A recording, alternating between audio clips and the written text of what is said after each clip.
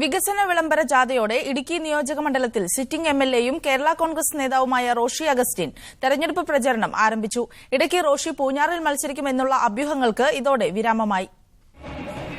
പ്രചാരണ വാഹനങ്ങളുടെയും UDF പ്രവർത്തകരുടെയും അകമ്പടിയോടെ മാർച്ച് 13 തീയതി ഇടുക്കി നിയോജക മണ്ഡലം അതിർത്തിയായ കൊടയത്തൂരിൽ നിന്ന് ആരംഭിച്ച യാത്ര കട്ടപ്പനയിൽ സമാപിക്കുകയായിരുന്നു.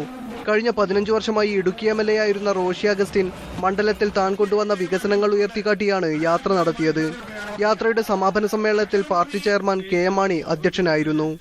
നിങ്ങൾ എത്ര മഹാമനസ്കരായ ആളുകളാണ് എന്ന് ഞാൻ ഓർക്കുകയാണ്. റോഷി അഗസ്റ്റിനെ നിങ്ങൾ ഉള്ളംകൈയിൽ വെച്ചുകൊണ്ട് വളർത്തി വലുതാക്കി. റോഷി അഗസ്റ്റിനെ വളർത്തി വലുതാക്കിയത് ഇടുക്കിയാണ്.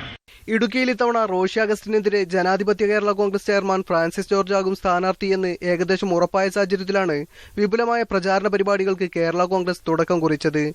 രണ്ട് കേരള കോൺഗ്രസുകാർ തമ്മിൽ ഏറ്റുമുട്ടുമ്പോൾ രണ്ടു കൂട്ടരും വിജയത്തിൽ കുറഞ്ഞതൊന്നും പ്രതീക്ഷിക്കുന്നുമില്ല.